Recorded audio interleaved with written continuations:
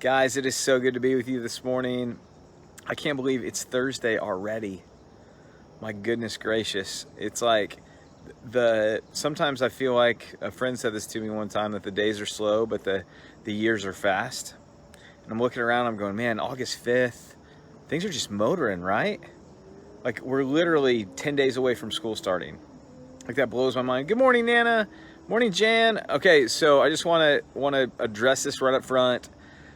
Razors get away from you sometimes, and then you end up like I met with Daniel Kerr yesterday, and the dude just started buzzing my head. No, I'm just kidding. I'm wearing the military green, got a military haircut looking thing now, but actually this is the way that I cut my hair for a really long time, and then decided, hey, I'm going to try to do something more adultish, and sometimes I just get tired of it, and I'm like, you know what, it's hot and I'm bored, and let's just start over. And so fresh, here we go, let's roll. Good morning, Dale and Orlean. Morning, Ashley. Oh, Bev, it's good to see you. Guys, it is so much fun to be together. It's so much fun to go through this life together, to begin to maybe, I guess, see Christ in a new way, in a more authentic way. And I've just been thinking a lot about that, and thinking about why are we here and why do we do the things we do? You know, what is Christianity? And as I answer that question, I'm like, okay, where do those things come from? Where does my answer come from? And I've been really trying to trace things back to how much of that is influenced by my family of origin or by my upbringing, how much of that's influenced by church culture and tradition, because whether you realize it or not, we're always and have always been being formed, that no one is a man or woman unto themselves, that no one is self-made, that there are things that shape us, that impact us, no matter how much we want to deny it or act like it's not there or think that we've gone a different direction. Like, there's a connection there. Like there's something that is underneath the surface. And what I've been finding is just as I ask that question, why do I do the things I do? Why do I believe the things I believe? A lot of them have little to do with Jesus, though they may have his name attached to it, and much more to do with just kind of what I bought into. And out of that, this morning, I was really struck by Paul's exhortation to the church at Ephesus, a church in the midst of a secular, sexual culture that's not bent towards Christ in any way, that would probably even make our society today look a little bit prudish. That he says, be imitators of God. And I read that and I think, man, what does that look like? And so that must mean praying all the time, reading all the time, preaching all the time, never disobeying, like all these different things. And so I really got to strap on some boots. I got to get to work. I got to get going. I got to do more. I got to perform more. And then what happens is I just am terrible at it. Like my willpower is so weak. I give up, or worse than that, I start to do well, and then I start to think, man, why isn't everybody doing as good as me? And I become arrogant, conceited. Either way, I'm self-focused, either self-pity or self-promotion. But that's not where the verse ends. It doesn't say be imitators of God, period. It says be imitators of God as beloved children. Well, how does a child imitate their parents, and how does that reorient, like, that my true family, that my true origin, that where I'm most at home, where I'm supposed to be is with my Father, with God.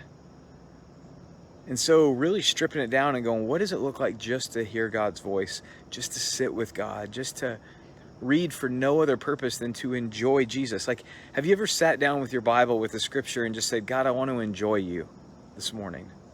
Not even, I know this sounds blasphemous, I don't want to learn from you, I don't want to check anything off, I don't want to make myself feel better. I just want to sit down and without any agenda, whatever you have to say, God, it's valuable to me. That prayer just begins with, God, just like Samuel, speak, for your servant listens. That we begin to see God in new ways, but maybe they're traditional ways. Not tradition in these are the rituals we perform, but they're traditional relational ways that God's with us. And so he says, be imitators of God as beloved children. That's my dad. He's the one, and here's what's crazy is I didn't earn that status of a child of God. It was given to me. Noah, Titus, Abby, Maddie, none of them earned my last name. None of them earned their association with me. It was their birthright. It was given to them. We're connected.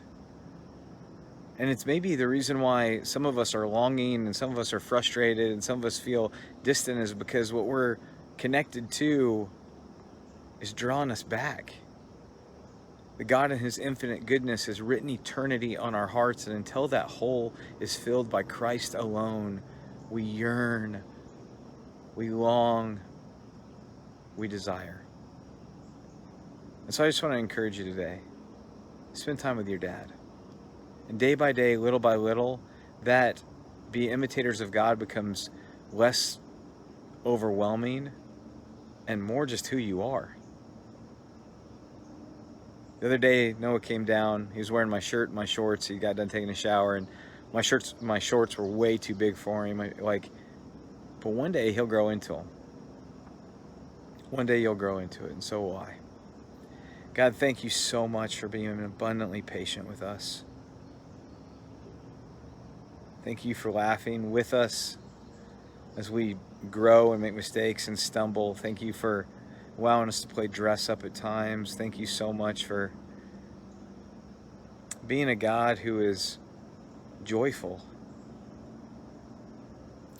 who's loving, who's kind, who's patient, who throws a party when his kids come home, who loves to be affectionate, to hold them, to hug them, to touch them. We might be called the apple of your eye, God. Sometimes when I actually read the Bible, it seems so untrue because I just want a contract with you. I'll do things for you, you do things for me. But God, you don't want a contract. You want a covenant, a relationship, a commitment to each other. One that says, I love you even when you fail me. I love you even when you don't do what I think you should do. I love you even when that there are no escape clauses. God, thank you that your word tells me you'll never abandon me, you'll never forsake me, that nothing can separate me from the love of God. And so God, help me not just to recite that, not just to memorize that, but to embody it, to walk in it, to breathe it in and out today. We love you and we thank you for loving us. It's in your son's name I pray. Amen. Love you guys so much. I'm praying for you. Pray for me. We had a great time last night. My girls loved going out and playing some mini golf and having some fun. And so thank you to Lucas and Sam and all of our student leaders. They're awesome. Love them so much. Can't wait to just be able to be together this Sunday. See you then.